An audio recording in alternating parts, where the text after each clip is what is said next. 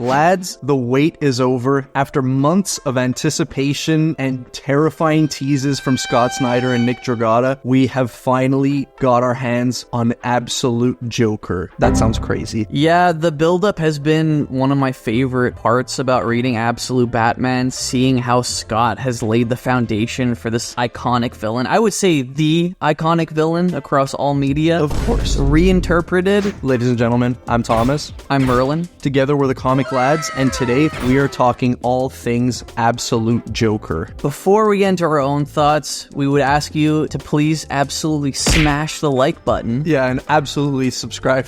And as always, we want to hear from you in Question of the Week. Let us know what you thought about Absolute Batman number 15 and what you think about Absolute Joker. So starting things off, we finally get Alfred's rundown of the backstory and all the dirt that he spent years digging up on this mysterious Joker figure. Yeah, and I love that that's pretty much the only dialogue that we get throughout the issue, this back and forth between Alfred and Bruce, and it almost feels as though Bruce is the reader being like, dude, can you just tell us what the hell? Yeah, spit it out, Scott, spit it out! Exactly. Tell me! Yeah, like that. Bruce is like, I don't care what you think, like... Yeah, I don't care what you've heard, I want to know what you believe. Yeah, exactly. And it's just, it's so cool, and it just builds up Joker as this, like, mythical evil force. So we pick up, I think in like the 1880s, with this kid named Jack Grimm. And we see him as this little street performing circus clown kid, and he's juggling skulls. And you're like, okay, Scott. Yeah, like, what are we doing here? Sure. I don't know if I'd be laughing at this. It's not funny at all. We kind of get a revisiting of this first Jack, like, multiple times throughout the issue. Yeah. At first it starts out and, you know, Alfred's kind of teasing both us and Bruce. He's like, oh yeah, he was just like a regular street performing kid. And then he had a son, and then he took over the movie industry. And then that kid had a son, and he took over video games. And then that kid had a son, and he took over the internet. Yeah, but then when Bruce is like, okay, but tell me what you actually believe, though. And Alfred's like, okay, so remember when I talked about the little kid? Yeah, he was actually poisoning people. Yeah, exactly. And then, like, when he grew up, his son funded the Axis powers in World War II, and you're like, oh, okay, so they're the worst people ever. Yeah, and I like it because the first round, when he's describing this, like, lineage of Jack Grimms, you know, Jack 1 all the way to the 4th, he paints them at first as this, like, really positive figure. Yeah, it's this kind of, like, squeaky clean, like, manufactured backstory that a real-life billionaire would have. Yeah, exactly, and it kind of paints Jack and Joker as someone who's always trying to help people. Yeah. When it's the exact opposite, and it's all just this, like, facade and this mist to cover up the truth. And I think the most interesting part about this issue is when Scott and Alfred reveals that, you know, at least to Alfred's own judgment, all of these Jacks are the same person. Yes, and I feel like we as the reader were kind of thinking that. At least I was when I was reading the issue. I was like, okay, I'm waiting for the shoe to drop to let us know that there hasn't been 5 Jack Grimms and that there's just one. Because, like, looking back at Scott's history on Batman, all the way back to books like Batman Endgame, Scott has always been infatuated with this idea of Joker not just being an insane criminal, but an elemental force that's been alive in Gotham for decades, if not centuries. And I feel like when he was working on mainline Batman, he wasn't fully allowed to delve into that because, you know, he's not going to completely retcon Joker's history. But now that he has free reign in the Absolute Universe, this feels like the Joker he's always wanted to tell. Like this eldritch, kind of unknowable, ageless being. Yeah, exactly. And, like, kind of building off of that, that's one of my favorite parts about reading Absolute Batman is I really feel like there's no, like, collar on Scott right now. Yeah, like he's Scott Unchained. Yeah, literally, he's like Joker, like, running after the cars. You know, like, I wouldn't know what to do with one if I caught one. Like, but it's making for some of the best comics on the stand today. I would say it is the best comic on the stand. And sales speak for themselves, you know, like, they've been teasing this Joker cover since, like, issue 11. If something's that popular, you're only 11 issues in, you know, and then you talk to people at the comic book stores, and Absolute Batman is their bread and butter right now. Like, it's keeping them in business. Bro, issue 1 is being sent in for its 10th printing. It's absurd. Yeah. And there's another aspect of the backstory that I really like in this issue where while Alfred is explaining, you see visuals of Joker and what he's up to in this current moment. And specifically, there's this one piece of dialogue monologue where Alfred's like, oh, he owns like hundreds of islands across the world that are too small to actually like develop into anything, and we have no idea what he does to them, but he's always flying back and forth. Yeah, very topical. Yeah.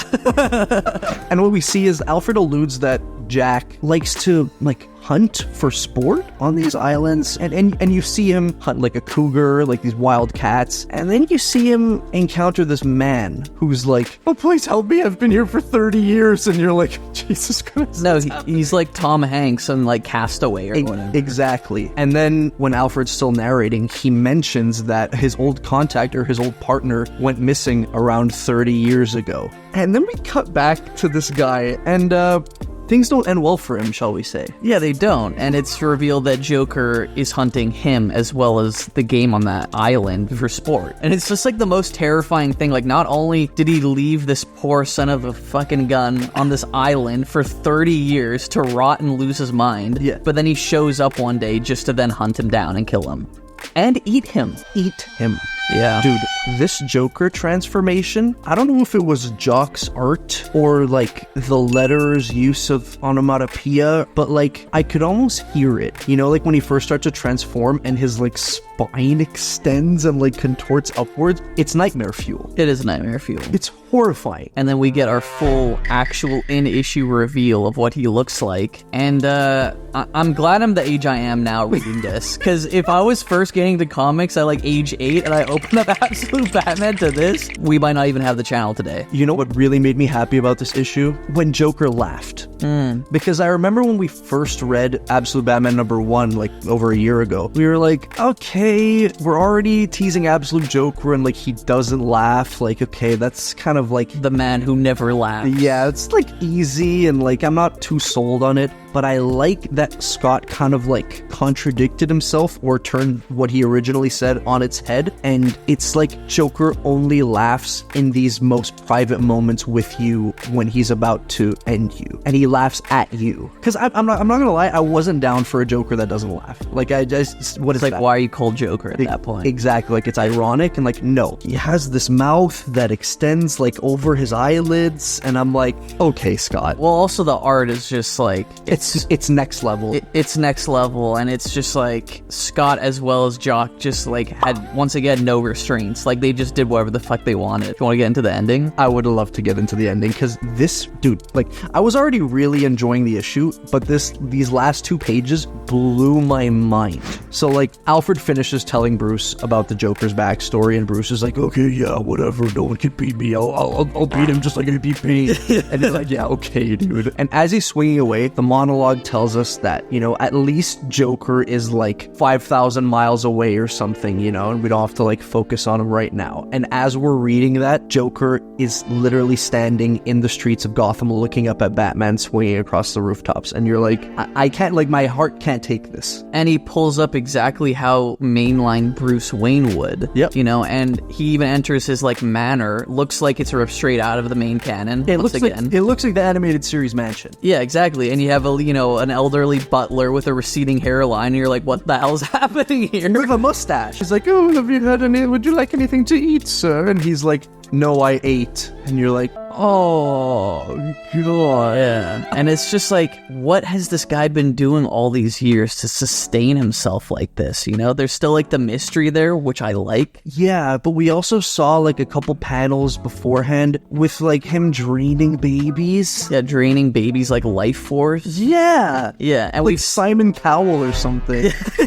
Yeah. Dude, we already see he has like an Alfred, and Jock is also drawing him to look exactly like Bruce, let's be real. And then he's like, I'll be in the cave. And he turns the friggin' grandfather clock to like 10:47 or whatever and goes down into what would be the Bat Cave. I'm like, that shit blew me away, dude. Yeah. I like Scott victory clap when I read that. And it's really keeping to the promise that Scott and the whole pitch for Absolute DC had, which is let's like turn things on their heads. Yeah. Our heroes that, you know, usually have the cards in their favor are now like walking uphill pushing a fucking 10,000 pound boulder. Yeah, Sisyphus. And it's like, what would mainline Joker be like if he was like a billionaire like this. You know what I'm saying? And also had like Dark Souls like demon powers. Exactly. It's so exciting. Like, I don't know how Batman with his limited resources could take someone down like this, who's like pulled the strings of like history for the last 100+ years. I know how he's gonna do it with great difficulty. Yeah. And with great cost, I'm gonna say. Someone's finished. Yeah. And it might be Martha. It might even be Alfred. I hope it's not, but it might be. When Scott was first promoting Absolute Batman and he was saying how like Bruce in this universe has none of the resources that normal Bruce has, I was like, okay, that's really cool, but I never imagined that he was also gonna give all those resources to Joker. I love this book so much, man. I'm really excited for it, and I almost hope that like we don't get into a full, like completely rounded finished Joker arc now. Me too. I hope it's like he saves it for the finale, because like I don't want him to like blow his load too quickly. Yeah, me too. But I do think the next issue is gonna be a two-parter Batman meets Wonder Woman story. So like, yeah, I think Scott is still laying breadcrumbs, which is like really smart for both the reader and like writing wise. Yeah. Because like I'm always intrigued when the Joker's Bruce Wayne like face pops up, you know? Me too. Seeing him peppered in as early on as Absolute Batman issue 1. I don't know about you, dude, but it brought me back to when we were reading Jeff Johns' Green Lantern and he was like peppering in little teases about the Blackest Night like 40 issues beforehand. Like, that's what this feels like right now. It feels like he has the whole thing laid out from start to finish and he's just teasing us. Where he's literally edging us, bro. Scott is edging all of us. But guys, what did you think of the Joker reveal? Let us know your thoughts in the comments down below. And also, if you want to hear more of our thoughts on just superhero stuff in general, check out our Comic Lads membership. On that membership, you get access to a weekly 1 to 2 hour podcast, access to our Discord server where you can chat with us any day of the week, and early access to every single one of these main channel videos. So if that sounds like a fun time to you, check out the link in the description below. $2.50 USD a month for an absolute banging time. Absolutely check it out, guys. Yeah, we absolutely love you. We love you. Absolutely. Peace. Peace.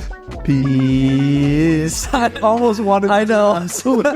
Absolute peace. Yep.